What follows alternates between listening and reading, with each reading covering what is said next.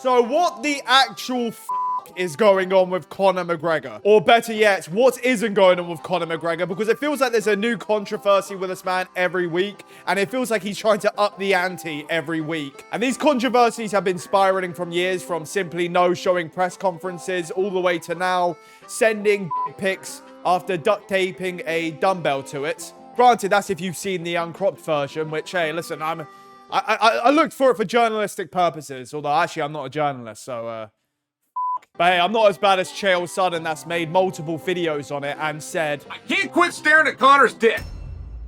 I can't stop.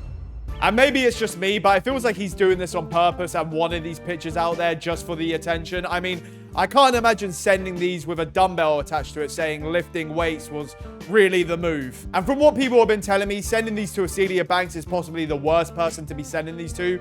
Maybe besides for one other person.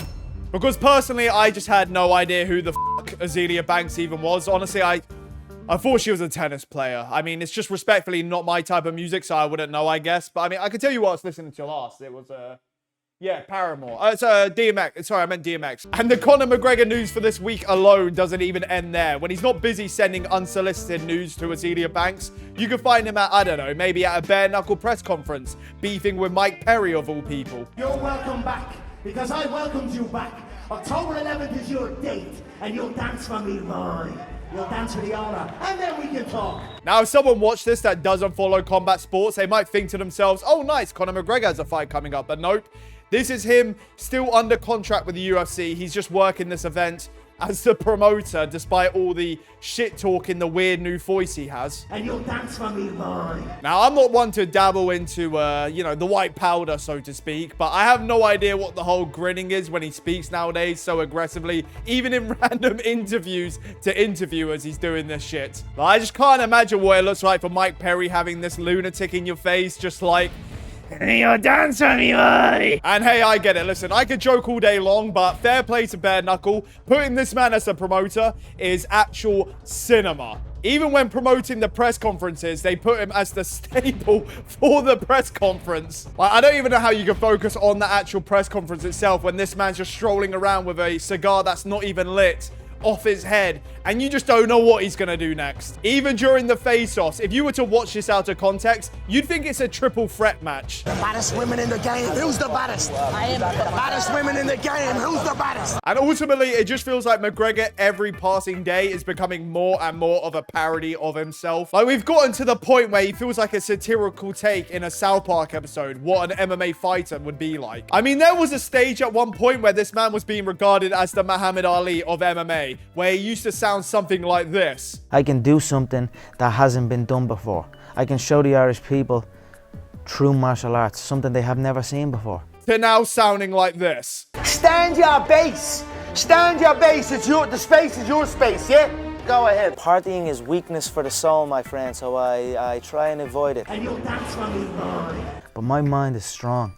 I'm fit in body and mind. I'm in Marbella, bro, yeah? I'm in Marbella at the bare knuckle stall, and let's see what's what. I'm in Marbella, Spain, yeah? I grab him by the scruff of the chest and slap their little nose off him, yeah? And whenever coming across a McGregor post on my feed, I have no idea if he's going to look like this, or this, or this, or this, or even this. Now, I understand the logic behind aging and putting stuff in your system, but how do you go from looking like this to looking like you're about to start stealing rings from a blue hedgehog? And it doesn't even end at his appearance. I mean, even in the span of 2 different fights, he went from treating Dustin Poirier like a Make-A-Wish kid to the next fight, constantly sending threats even after losing, sitting there with a spaghetti leg. First of all, congratulations on a very impressive victory.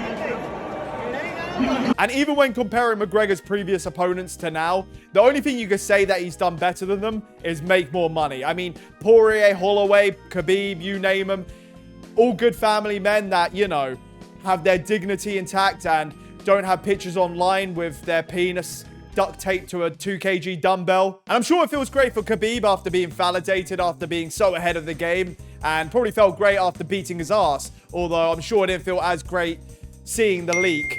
And I know a lot of people love to point to the Khabib fight for why McGregor nowadays rolls around acting like a Spider-Man villain. But to be fair, he has been crashing out long before then. I mean, he sent 40 of his goons to attack a bus and threw a dolly into a window to defend his friend's honor that he hates now. Like, I'm not even kidding. I swear this is like a side mission you do to fight off criminals in a Spider-Man game. Though make no doubt about it, I'm sure Khabib beating his ass definitely didn't help, and in fact had him fixated on Khabib for years after, and then getting his ass beat by Poirier, and then having his spaghetti leg snap in front of Poirier. And it's easy to point out all the dumb shit he does outside of the cage, but who actually let this man take on Dustin Poirier as a tune-up fight for a Manny Pacquiao boxing match, where he planned to just box Dustin Poirier in an MMA fight? Which, by the way, still getting countered in the boxing by Poirier, that fight, even 18 seconds into the fight. And even in the Khabib fight, I'm fully convinced he was actually under the impression that Khabib was a bum. I mean, he starts the fight off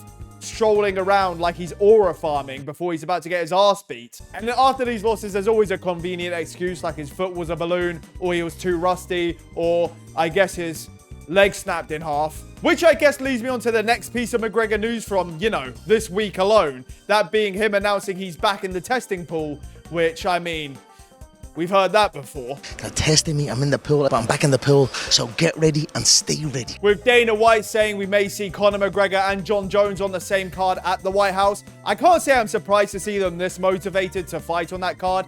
Not because the White House seems like an incredible opportunity to be fighting at, or maybe they just think the White House is a metaphor for cocaine. And if it was a metaphor for that, then yeah, I can see them being there no matter what. But hey, it's not like we need McGregor back in the testing pool to see him in action. I mean, there's a time where he punched the old man in the bar, the time he allegedly attacked that Italian DJ, a few weeks ago knocking out some random guy in a club, all that time he was the worst coach on Tough History, where he just showed up to beat up his fighters and then skedaddle. Pretty much just fighting anyone and everyone everywhere, except for anyone actually in the octagon. Like, I've never seen so many meaningless face-offs that amounted to nothing, like facing off with Mike Perry in bare knuckle, or Peter Yan in that random Russian event, or Michael Chandler several times. Or what's my personal favorite McGregor fight in recent years, the time he knocked out a mascot and sent him all the way to the hospital. Though to be fair, maybe he was just frustrated after you couldn't even hear what he was yapping about since the crowd were booing him so badly prior to it. This stuff has saved me. I'm not messing around, wake up and spray it. This is where it's at. Though still, he should be aware that there is an actual person in the mascot suit. I don't know why these fighters still don't get that. And sure, he can say it was a skit and all, but he's throwing up follow-up shots. And that not even being the only controversy of that night, not even that event, when he was also caught bringing a woman into the bathroom, which he'd later be accused of essaying. And this, of course, not being the last time he'd find himself in this sort of situation. However, it's becoming frequent enough to the point where he's just treating it like another Tuesday, I guess. What is he thinking here? Oh, this is me outside court. So get a look at this.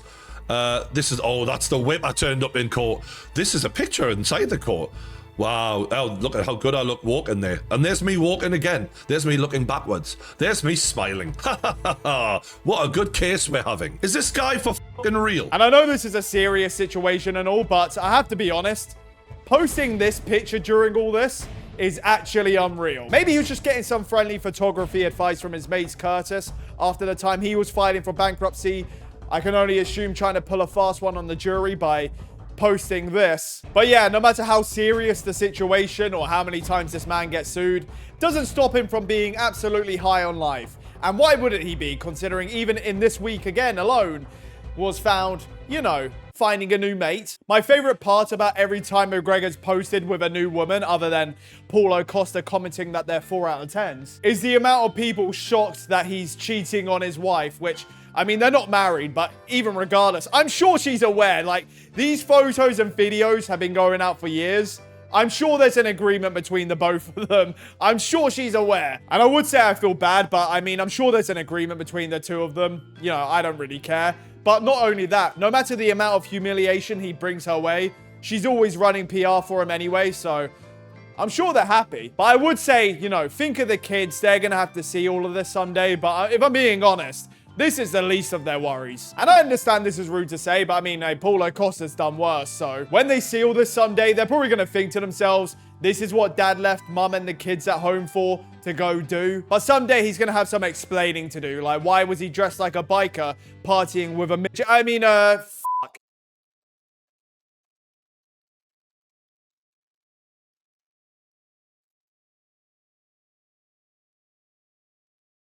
Okay, little people. And it's not just the kids that are influenced by this. I mean, think of poor Ilia Topuria that's been following in McGregor's footsteps ever since. I mean, he's probably horrified by reading the script for what he's going to have to do next. But yeah, McGregor's just become a complete meme and parody of himself, even to the point where the MMA guru's impressions feel like genuine things that McGregor's going to do next week. Impression of Shrek catching Conor edging in his swamp. Yeah, that's it, donkey, yeah? Show me that fucking guilt, you mad fool of a thing.